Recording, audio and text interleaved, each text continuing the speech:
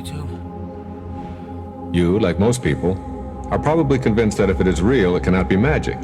And magic, it cannot be real. However, I believe we experience real magic when we transcend the paradox. When I talk about the world of real magic and miracles, I'm not referring to turning rocks into gold or raising the dead or commanding the seas to part.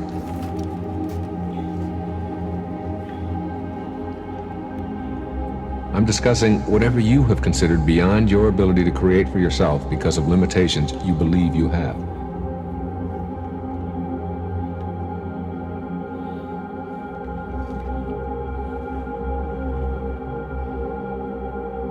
As I look back at the entire tapestry of my life, I can see that every aspect of my life was necessary and perfect. Each step led eventually to a higher place, even though that step often felt like an obstacle or a painful experience. Begin right now to reconsider your entire life experience as a beautiful journey toward greater awareness. A simple way to do this is to envision your life as a journey with 3 ascending paths. Enlightenment through suffering. At this stage you ask, why me, when something occurs that is painful or difficult? After a while you see, with the benefit of hindsight and suffering, that it allowed you to move on to another life experience of great value. You realize that you had to experience the pain in order to transcend it. Some people continue this cycle their entire lifetime. They never seem to get the message that unless you learn from your mistakes, you are doomed to repeat them. For persons in this category, real magic remains unavailable.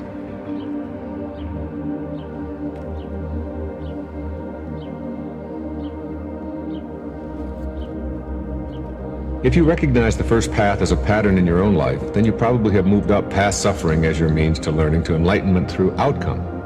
At this level, you develop a knowing that says, there are no accidents. Everything I am experiencing is necessary for me to move ahead to the next step. This is a shift of paramount significance. The shift in your mind allows you to look at the outcome of an event or experience and what you can learn from it. Instead of a poor me approach, you shift to a learning approach. You ask yourself, how can I create the outcome I want with what I'm presently experiencing? Many people spend their entire lifetimes on this second path. They see obstacles as opportunities. Living at outcome is far superior to living at suffering.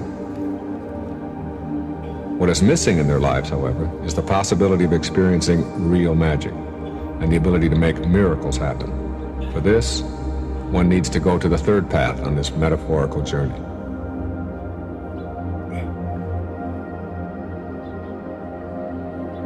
Purpose. Learning that you have a heroic mission and getting in step with that mission is the path I'm encouraging you to take as you begin to introduce real magic into your life.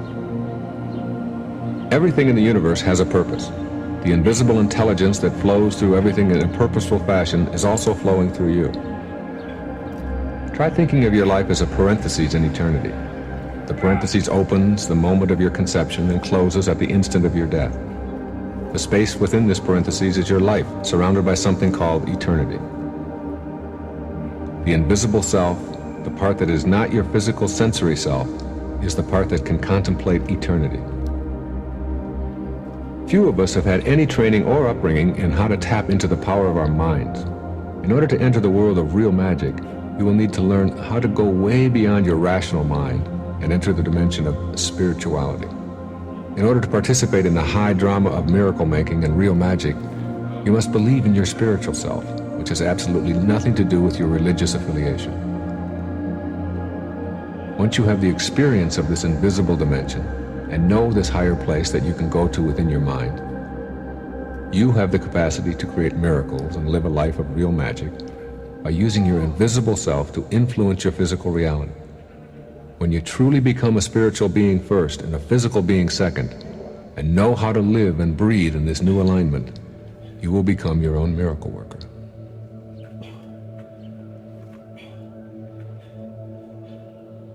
Go back to being a child again in your mind.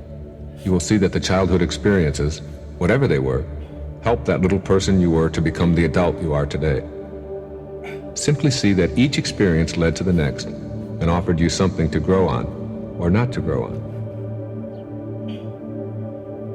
I suggest that your presence in the world of form has a grand mission and that you can discover and begin thinking, feeling, and behaving in ways consistent with that mission.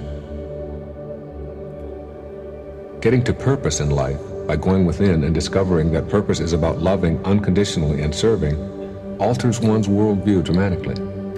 Miracle making is then just around the corner.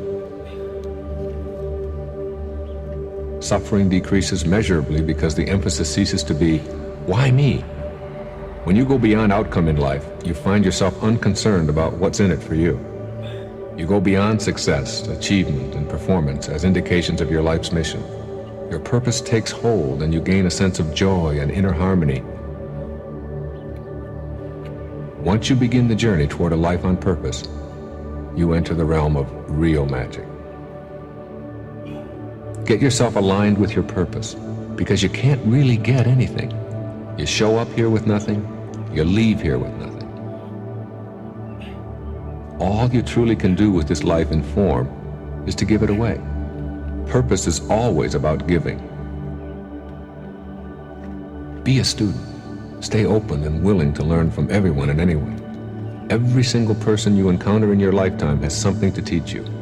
The ability to create real magic involves, first of all, being a student of life. Once you feel yourself open enough to experience your own purpose for being here, you will be ready to believe in your own capacity for becoming your very own miracle.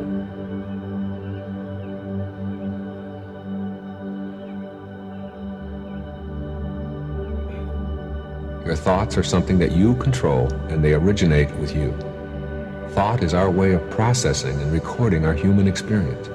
Your thoughts create your experience of your health, wealth, and every detail of your world. As a step toward the awakened life of real magic, you must consider how your thoughts have contributed to a non-miraculous, limiting approach to life. Then you will know that you can also produce the opposite. All of the things that you have become convinced are limits are products of the way in which you have learned to think.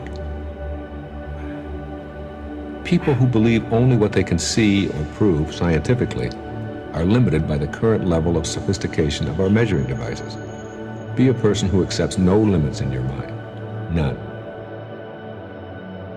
You cannot outthink your weaknesses and limitations. What you can do is leave that stage of your life behind you and walk through the gate into a new way of being.